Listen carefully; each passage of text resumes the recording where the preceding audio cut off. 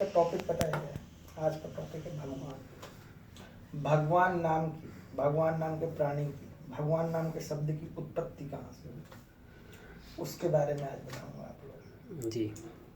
इसमें अपने जो अब मैं जाता हूँ आज से कम से कम 10,000 साल पहले की बात बता रहा हूँ। जी पंडित। हम लोगों से हमारे 10,000 साल के पहले के लोग इतने ज़्यादा इंटेलिजेंट थे कि उनका हम लोग 5% भी नहीं है, क्या पता 1-2% भी ना हो। हम लोग जो आज की पीढ़ी है, अगर उन्हें, मैं क्यों ऐसा कह रहा हूँ, क्योंकि उन्हें आज से 10,000 साल बाद क्या होगा ये पता था, लेकिन हमें ये भी पता नहीं कि 10 साल बाद इंडिया में क्या होने वाला है। ये भी पता नहीं है कि इंडिया 10 साल बाद कहाँ जाएगा। तो इसके बिहाफ में मेरे कुछ वर्ड हैं जिन्हें मैं आगे आप लोगों के सामने 5 या 10 मिनट का टाइम लूँगा, ज़्यादा तो समय नहीं है अपने पास। तो कुछ ऐसे एग्जाम्पल बताऊंगा कि तुम लोगों को एक भगवान और प्राणी के बीच से एक अलग दुनिया दिखेगी, सोच की दुनिया, इंसान के सोच की दुनिया। उसमें भी लोग जीते हैं, उसमें भी कुछ ऐसी भावनाएं गढ़ी गई थी कि जो आगे के आने वाली पीढ़ी होगी उसे 4 चीज़ें अच्छी सीखने को मिलेंगी, 4 चीज़ें उनके हित में रहेंगी। तो उनने ऐसे नियम कानून कायदे पहले से ही बना के रखे थे, जैसे कि जब उनने सोचा कि एक दिन ऐसा आएगा भविष्य में कि इंसान इंसान को मार के खाने लगेगा, इंसान इंसान को मार के काट के खाने लगेगा, उस दिन जब भी कोई इंसान कोई गलत काम करने जाएगा, जब भी कोई इंसान गलत काम करने जाएगा, तब उसके मन में एक बार एक इंसान का ऐसा ख्याल आना चाहिए जिससे वो डरे, वहां से उत्पत्ति होती है भगवान नाम की शब्द की।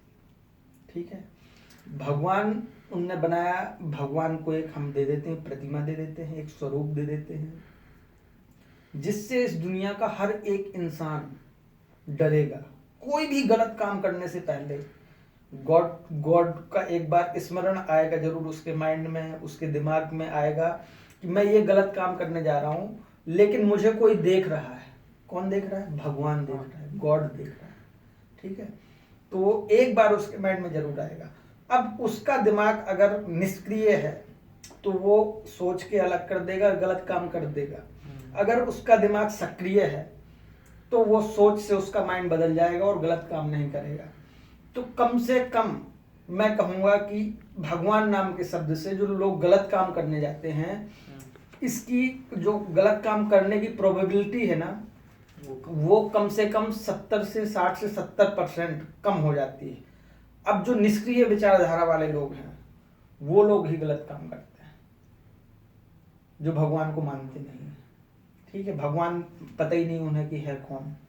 तो हमारे पूर्वजों ने भगवान नाम की, स्वरूप की, कुछ भी कह लो आप, उत्पत्ति की, वहां से भगवान का मतलब अनावरण हुआ है। अपने 4 समाज में आए हैं, अपने जहन में आए हैं, अपने शरीर में आए हैं, अपने वातावरण में आए हैं, अपने लोगों के दिलों में आए हैं, प्रतिमाओं में आए हैं, मंदिरों में आए हैं, मस्जिदों में आए हैं, गुरुद्वारे में आए हैं, चर्च में आए हैं, वहां से भगवान आए।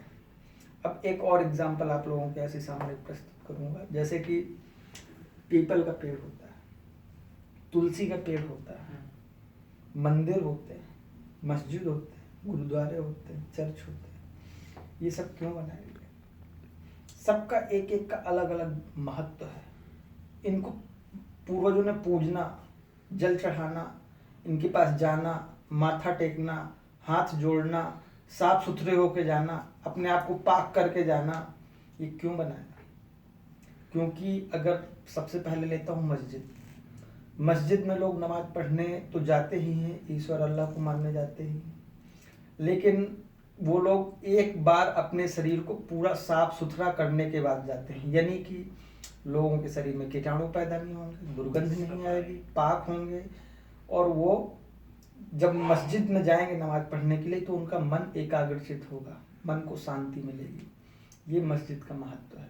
और ये आज से नहीं, आज 10,000 साल पहले भी ये रचा गया होगा मस्जिद का एक स्वरूप, और जिसे लोग आज भी फॉलो कर रहे हैं। तो उनने सिर्फ इसको फॉलो करने के लिए बनाया था कि हमारी आने वाली पीढ़ी इतनी बुरी होगी कि जीवन पर्यंत अगर इसे फॉलो करेगी, फिर भी उनमें एक सद्भाव रहेगा, सद्भावना रहेगी लोगों के प्रति, सद्विचार रहेंगे। इसके अलावा जैसे ले लेता हूँ तुलसी के पेड़।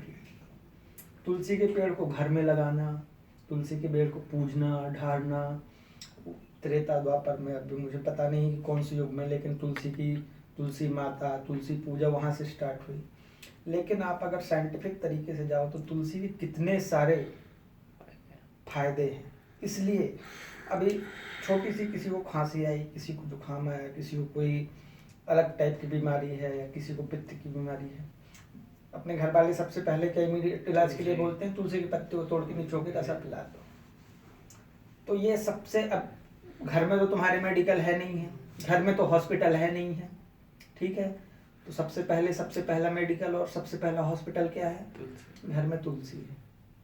इसलिए लोगों को तुलसी को पूजना स्टार्ट किया था और लगाना घर में स्टार्ट किया था हमारे पूर्वजों ने, जिसको आज भी हमारे देश के लोग irrespective of caste, irrespective of religions, आज भी घर में लगाते हैं। नंबर 2, पीपल को, वृक्ष को लगाना, ढारना, पूजना, उनके फेरे लेना क्यों स्टार्ट किए? क्योंकि जैसे हमारे हिंदू कल्चर में एक त्योहार आता है सोमवती अमावस्या। लोगों घर में एसी में रह के, बंद कमरों में रह के, बंद कांच में रह के, बंद खिड़कियों में रह के, लोगों के जो फेफड़े हैं ना दिन पे दिन गलते जा रहे हैं, ठीक है। तो उनने, और खासकर घर में बंद कमरों में कौन रहता है? औरतें रहती हैं। तो उनने सोचा कि कोई ऐसा एक त्योहार या ऐसा कोई पूजन बनाया जाए कि एक दिन तो एटलीस्ट सबसे ज्यादा ऑक्सीजन देने वाले वृक्ष के नीचे महिलाएं जाएं पूजा करने के लिए। आदमी तो ऐसा है, 4 रास्ते में घूमता रहता है, पेड़ों के भी संपर्क में आता है, पौधों के भी संपर्क में आता है।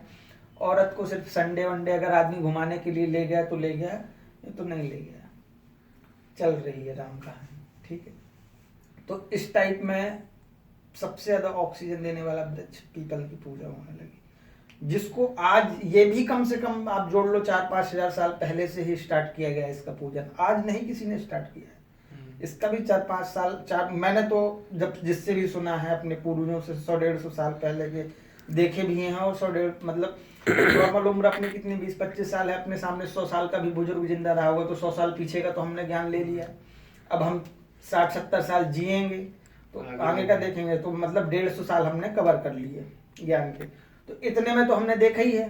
तो अब इतने के अनुसार हम सोच सकते हैं कि 3-4 हजार साल पुराना ये केस होगा। इसी तरीके से मंदिर में देख लो आप, मंदिर में लोग जाते हैं। अब आज की डेट में तो वगैरह वगैरह नाना प्रकार के लोग काम करने लगे हैं मंदिरों में, जैसे कि घंटा बजाना, ढोल मंजीरा बजाना, तमाशा दिखाना। लेकिन एक्चुअल में मंदिर किस लिए था, मूर्ति किस लिए थी? आदमी जाएगा, स्मरण करेगा, और स्मरण करते वक्त जो उसके दिमाग में 100 नाना प्रकार की चीजें चल रही हैं वो भूल कर स्मरण करेगा, एक साइड रख देगा। उसके दिमाग में एक समय में एक ही चीज चलेगी, भगवान, ठीक है। इसलिए मूर्ति पूजा बनाई गई, मंदिर बनाए गए जहाँ लोगों को शांति मिले, जहाँ लोगों को सुकून मिले। आजकल लोग क्यों प्रेफर करते हैं, और गलत काम के जाने के बजाय सही काम करें वो लोग। आजकल लोग क्यों प्रेफर करते हैं कि मैं घूमने जाऊंगा, मनाली जाऊंगा, शिमला जाऊंगा? क्योंकि वहाँ पीस है, पीस, शांति के लिए लोग जाते हैं। पहले लोग जाते थे, मंदिर जाते थे, हर जगह, अभी भी जाते हैं, ऐसा नहीं है।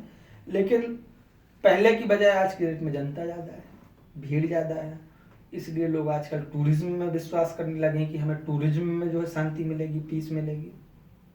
तो लोगों के अपने अपने तरीके हैं अपने माइंड को जो है स्थिर रखने के लिए, अपने दिमाग को एक जगह एकाग्रचित करने के लिए। मैं एक एग्जांपल बता रहा हूँ, अगर आप एक दिन में 10 घंटे काम करते हो और उस 10 घंटे के दरमियान 5 मिनट की नींद ले लेते हो अपनी चेयर में बैठे बैठे, तो आप 5 घंटे, अपकमिंग 5 घंटे के लिए चार्ज हो जाते हो। तो ये है एक एकाग्रचित या अपने दिमाग को स्थिर करने के तरीके। यही सेम टू सेम चीज, जो सोने में सुकून मिलता है वही सुकून आपको मंदिरों में मिलेगा, वही सुकून आपको मस्जिद में भी मिलेगा। गुरुद्वारा देख लो आप, गुरुद्वारा में लंगर की प्रथा कितने दिन से चलाई जा रही है, हजारों साल बीत गए होंगे जब से लंगर चल रहे हैं। क्यों चल रहे हैं? क्योंकि हमारे समाज में एक जैसे लोग नहीं रहते हैं। अब जैसे कुछ लोग बेचारे गरीब हैं, सड़कों में घूम रहे हैं, उनके बच्चे घूम रहे हैं, तो उनको भी चाहिए कि मतलब कुछ ना कुछ खाने पीने के लिए लंगर में मिल जाता है, ठीक है। उनकी निस्वार्थ सेवा लोग करते हैं। तो जो एक संतुलन है ना, वो संतुलन रहता है। और इस संतुलन, समाज के संतुलन को बनाए रखने के लिए ही भगवान की उत्पत्ति की गई थी हमारे पूर्वजों द्वारा। तो इन शॉर्ट में अगर कहूँ तो भगवान मानो तो लाइव है और ना मानो तो कुछ भी नहीं है।